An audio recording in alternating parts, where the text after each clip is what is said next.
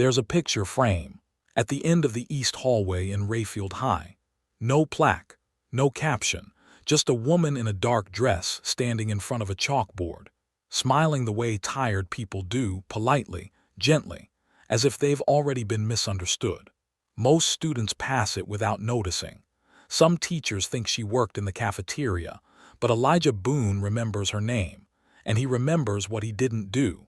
25 years ago, she stood at that same chalkboard and told a room full of teenagers, "You should know what Thomas Jefferson wrote, but you should also know who he owned."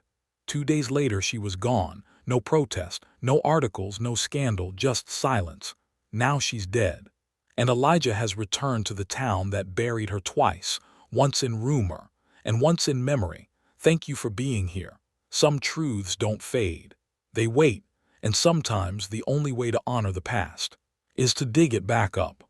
If this story stirs something in you, stay with us. You're not alone anymore. The church pews were nearly empty. A janitor sat in the back, hands folded awkwardly. The organ player hummed to himself, waiting for someone to tell him to begin. No one did. Elijah Boone stood near the door, didn't sit, didn't kneel, just stood, hat in his hand, eyes on the closed casket, set before a wooden cross that hadn't been polished in years. There were no flowers, no eulogy, only a printed program on cheap paper. In loving memory of Evelyn Mathers, 1946–2024. It had been 25 years, but Elijah remembered everything. The day she was called into the office, the whispers, the newspaper headline, "Controversial lesson sparks concern at Rayfield High." The school board statement, "We value history, not divisiveness." He was in uniform then, just home for a week of leave. Sat in the back row of the school auditorium during the parent meeting. He remembered the heat in the room, the way no one said her name, and the way he said nothing at all. Someone cleared their throat. The pastor stepped up. No microphone, just voice. "Miss Evelyn taught here for 30 years, he began. "She believed in books and questions, and that's all I'll say about that." He looked at the room. Only Elijah met his eyes. After the closing prayer, the janitor helped fold the chairs. Elijah stayed behind, walked slowly toward the casket, placed one hand gently on the lid, then whispered, "I should have said something." Outside, the wind picked up, not harsh, just cold enough to make memory feel sharper. Rayfield hadn't changed much.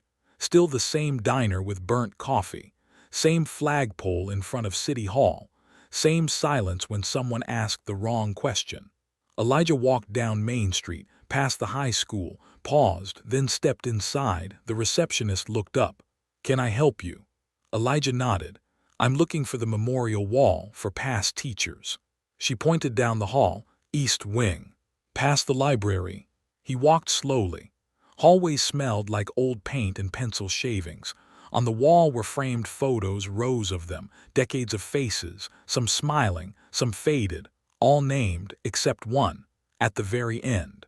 A black and white photo, no label, no plaque, just a woman in a dark dress, standing in front of a chalkboard that read, "Ask, even when it's not safe." Elijah stared at the photo, didn't blink, didn't breathe. Then softly said her name out loud, "Evelyn Mathers." A voice behind him spoke, "You knew her." Elijah turned, a girl maybe 17, dark hair, backpack, curious eyes. "She taught my uncle," the girl added. "But my mom says not to talk about her." Elijah raised an eyebrow. "Why not?" "She got fired for being un-American or something." Pause. "I think that's what scared them the most. That she loved this country, but wanted it to tell the truth." Elijah looked back at the photo, then said, "Some truths take time, but time always runs out." The auditorium smelled of polish and polite avoidance. Folding chairs lined up in neat rows, parents in iron shirts, students fidgeting, teachers whispering about the order of speakers. A banner hung over the stage, celebrating the legacy of Rayfield's finest educators. Elijah sat in the third row from the back, coat folded in his lap, a notebook in his hand. The program listed 12 names, 12 tributes, 12 pillars of knowledge. Evelyn Mathers was not one of them. The principal stepped up first. Gray hair, measured tone. "Today we honor the greats," she said. "The ones who shaped young minds, who made learning not just a duty but a joy." One by one, names were read, applause after each, stories of field trips, funny classroom moments, photos projected on the big screen. Elijah waited, not impatient, just steady. When the final name was read, the room began to relax, until Elijah stood up, slowly, carefully, notebook still in hand. He didn't walk to the stage, he just spoke from where he stood. "I believe there's a name missing," he said. Heads turned, some frowned, some whispered, the principal blinked. "I'm sorry, sir." "Elijah Boone," he said, "class of '78. Son of Millie Boone. I used to sit in that far-right seat, third row." Pause. "There was a woman who taught in room 204 for 30 years. Taught us to ask, not repeat." The room tensed. Someone murmured, "Let it go." Elijah opened the notebook, held up a yellowed yearbook page. This was written by a girl in '98. Her name was Tanya Rhodes. This is what she wrote under her senior photo. He read, "You were the first person who told me I was allowed to question the world. Thank you, Mrs. Mathers." Silence, tight, still, real. The principal cleared her throat. "I'm not sure this is the time."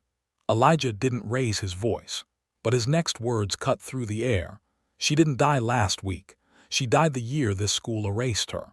The students didn't clap, didn't cheer, but they watched, all of them, because someone had finally said her name. Elijah closed the notebook, sat down, didn't say another word, and no one filled the silence, because, for once, it was telling the truth. The Rayfield Public Library hadn't changed. Same chipped counters, same humming lights, same smell somewhere between forgotten pages and lemon polish. Elijah stepped inside. The woman at the front desk looked up, didn't recognize him, but the name he spoke did something to her eyes. "Evelyn Mathers," Elijah said. "I'm looking for what she left behind." The woman, gray braid, horn-rimmed glasses, motioned him closer. Didn't smile, just said, "You're 20 years too late." He nodded, "I know." She paused, then whispered, "She used to sit in that corner, always brought her own chalk. Said the library was the last place they couldn't silence her." She leaned in. "3 weeks before she left town, she told me, if anyone ever comes looking for the truth, tell them to start behind the last copy of American History, Volume 2. Elijah blinked. She said that. She said it like it was a prayer. He walked to the back of the library, past the biographies, past the worn maps, past the part of the building that never got repainted. There it was. A single shelf, labeled U. as history, reference only. Dusty, unmoved. He ran his fingers along the bindings, stopped at Volume 2, pulled it gently, nothing.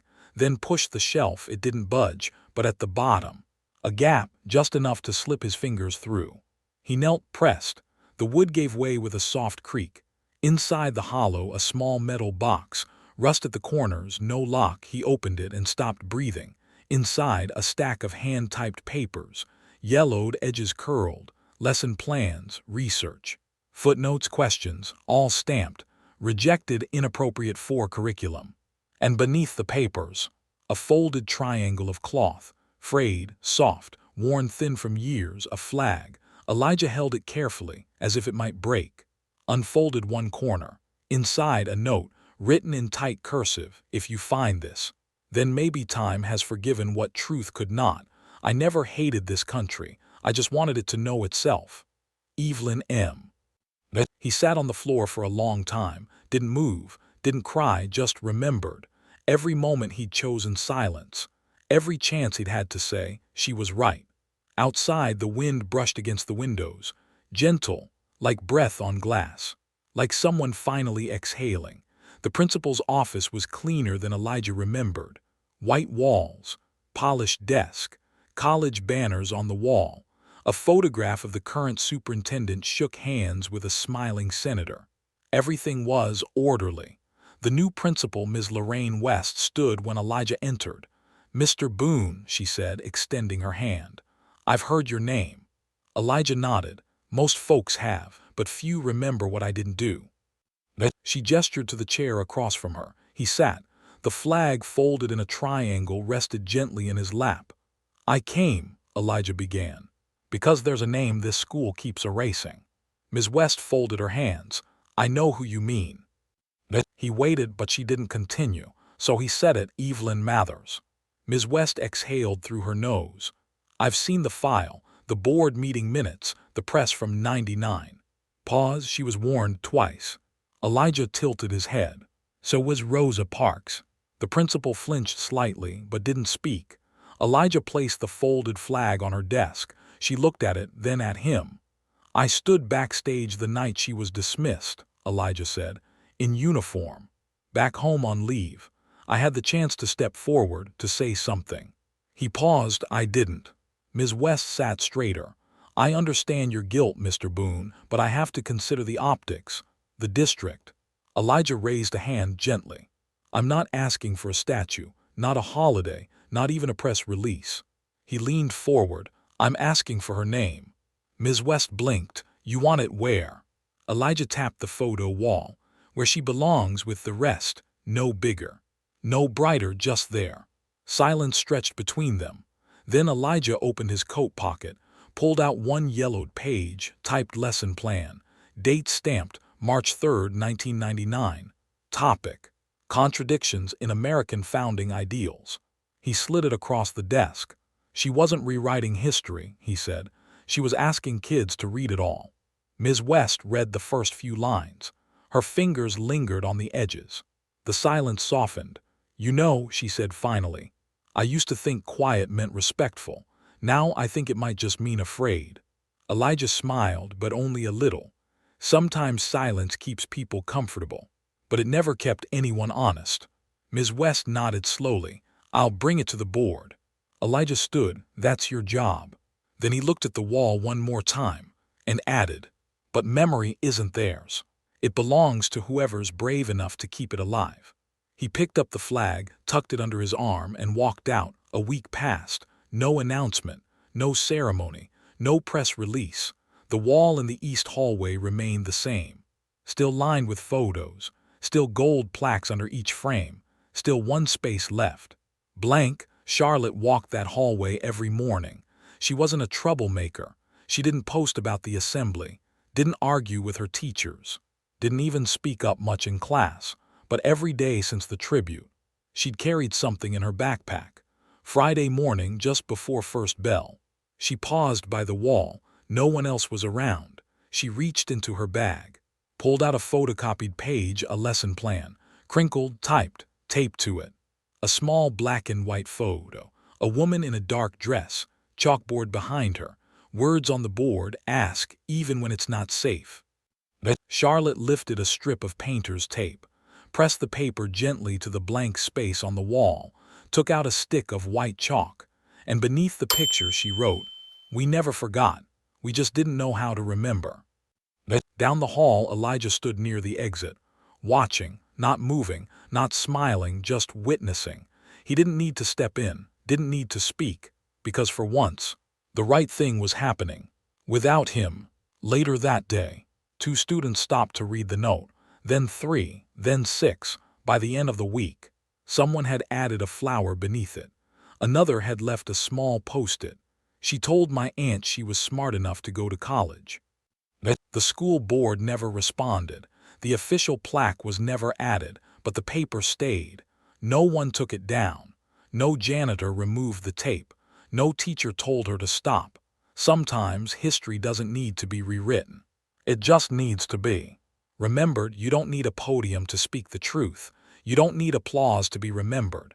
Sometimes, all it takes is one quiet hand, willing to place a name back where it belonged. Have you ever watched someone be erased? Not with malice, but with silence. Have you ever wondered what would have happened if you'd spoken one word, just one? Tell us below, because memory isn't about the past. It's about the choice to carry it forward. And if you believe in stories that remember the forgotten, you're already part of this one.